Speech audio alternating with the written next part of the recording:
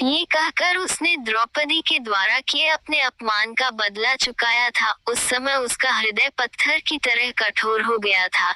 जैसे भी बन पड़ा उसने द्रौपदी का अपमान किया, उसे 5 पुरुषों की व्यभिचारिणी स्त्री कहा और हर तरह से उसे धिक्कारा। उस समय प्रतिशोध की आग में जलते हुए उसने उचित अनुचित का विचार बिल्कुल छोड़ दिया। द्रौपदी को नंगी देखने और दिखाने की उसकी इच्छा थी। इससे स्पष्ट होता है कि कर्ण प्रतिशोध की भावना के आगे सत्य, न्याय और धर्म की भावना को पूरी तरह भूल जाता था। यह उसके चरित्र की दुर्बलता ही है।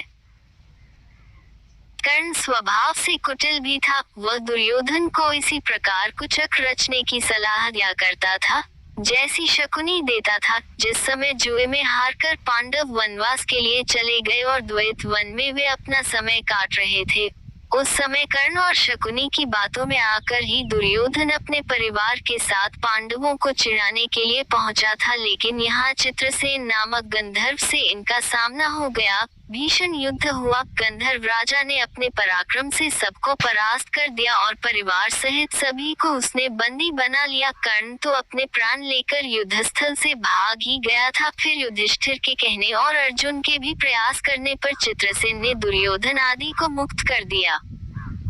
कर्ण अहंकारी भी बहुत था। उसे अपने पराक्रम पर बड़ा घमंड था और बार बार दुर्योधन को प्रसन्न करने के लिए वह कहा करता था कि वह एक क्षण में ही अर्जुन को मार गिराएगा। इसके लिए भगवान परशुराम द्वारा सिखाए हुए अपने अस्त्र कौशल की दुहाई देता था। यहाँ तक कि भीष्म पितामह, गुरु द्रोणाचार्य आदि के सामने भी वह अपनी शेखी बघाड़ने से बाज नहीं आता था।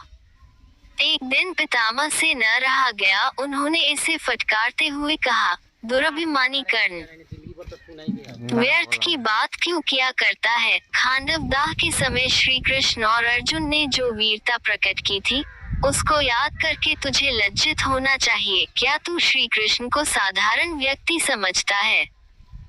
वे अपने चक्र से तेरी उस अमोघ शक्ति को खंड खंड कर देंगे। व्यर्थ दम्भ करना एक सच्चे वीर का गुण नहीं है।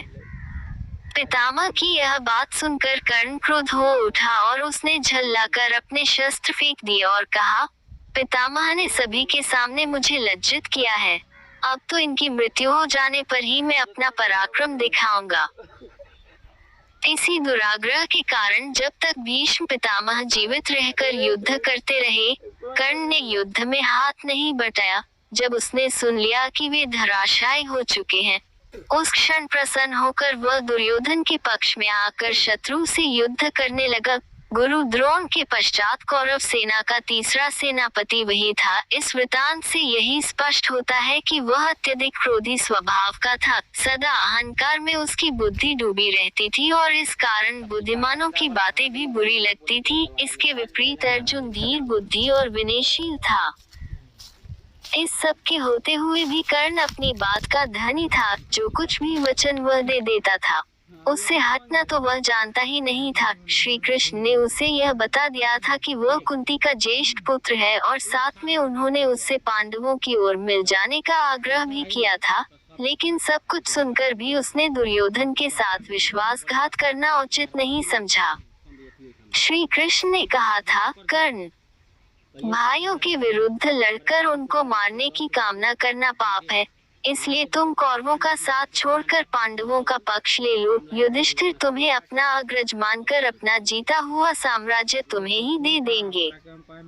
कृष्ण की यह प्रलोभन भरी बातें सुनकर भी कर्ण अपने वचन पर दृढ़ रहा और कहने लगा, श्री कृष्ण, दुर्योधन के साथ विश्वासघात करना सबसे बड़ा पाप है। यदि मैं उसकी मित्रता को तोड़कर पांडवों की ओर मिल जाऊंगा, तो सब यही कहेंगे कि कर्ण अर्जुन से डरकर उनकी ओर मिल गया है। फिर मैं ऐसा क्या करूं? मेरी माँ ने तो मुझे मारने का सारा प्रबंध कर दिया था। सूत ने ही मुझे उठाया और पाला, इसलिए वे ही मेरे पिता तुल्य हैं। सूतों के साथ मैं कई यज्ञ भी कर चुका हूँ और मेरा विवाह संबंध भी सूतों के परिवार में ही हुआ है। फिर मेरा पांडवों से क्या संबंध रहा? धृतराष्ट्र के घराने में ही दुर्योधन के आश्रित में रहा हूँ और 13 वर्ष तक मैंने उन्हीं का दिया हुआ राज्य किया है। फिर कैसे उनके साथ विश्वासघात कर दूं? दुर्योधन को मेरे ऊपर पूरा विश्वास है, मेरे कहने से ही तो उसने इस युद्ध को मोल लिया है और अर्जुन के प्रतिद्वंद्वी के रूप में दुर्योधन की आशाएं मेरे ऊपर ही तो लगी हुई हैं। इस परिस्थिति में अपने आश्रयदाता और मित्र दुर्योधन को छोड़कर मैं कभी पांडव पक्ष में नहीं मिल सकता। फिर यदि एक बार मैं मिल भी गया तो युधिष्ठिर जो राज्य मुझे देगा उसे अपने वचन के अनुसार मुझे दुर्योधन को देना होगा। इससे तो पांडवों का सारा प्रयत्न ही निष्फल चला जाएगा। ये सभी कुछ सोच विचार कर मैं निश्चय पूर्वक कहता हूँ कि मैं मित्र दुर्योधन का साथ छोड़कर और किसी पक्ष में नहीं मिल सकता। लेकिन हाँ, यह वचन अवश्य देता हूँ कि युद्ध में मेरा प्रतिद्वंद्वी केवल अर्जुन ही है, उसके सिवा किसी पांडव का वध मैं नहीं करूँगा। कर्ण का ये कथन उसके चरित्र की महानता पर प्रकाश डालता है। बात का कितना पक्का था, वह दानवीर दुर्योधन चाहे अधर्मी था, लेकिन उसका तो आश्रयदाता था, फिर वह उसके साथ छल कपट कैसे कर सकता था। अंत तक उसने दुर्योधन का साथ दिया और अपने आप को एक सच्चा मित्र प्रमाणित कर दिया।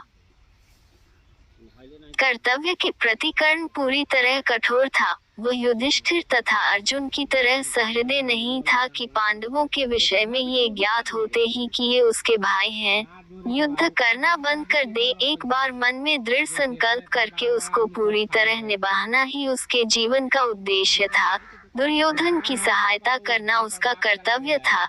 इससे पांडवों के प्रति जागृत हुआ भ्रातृत्व भाव भी उसे विचलित न कर सका और फिर भी अर्जुन के प्रति कठोर और ईर्ष्यापूर्ण दृष्टि उसकी बनी ही रही। यहाँ तक कि स्वयं माता कुंती ने जाकर कर्ण को अपनी ओर मिलाने की इच्छा प्रकट की थी, लेकिन उस समय भी वह वीर अपने पद से विचलित नहीं हुआ।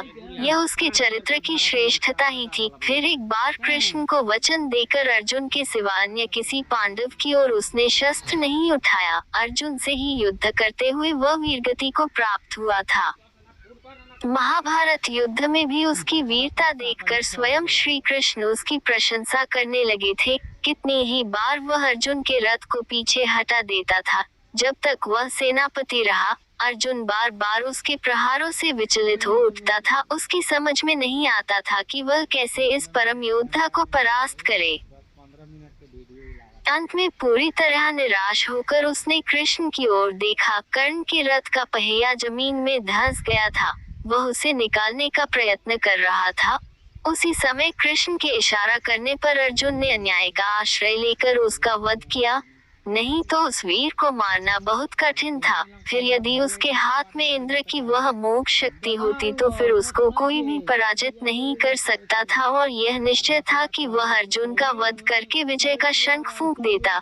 लेकिन विधाता की यही गति थी। अमोघ शक्ति को वह पहले ही घटोत्कच पर चला चुका था। अब उसके पास विशेष अस्त्र कोई नहीं था। फिर भी बड़ी कठिनाई से अर्जुन उसे मार पाया था। महाभारत में जहाँ भी उसके पराक्रम का वर्णन आया है, वहाँ अर्जुन के बराबर ही उसको पराक्रमी माना गया है, और था भी वह इतना ही पराक्रमी।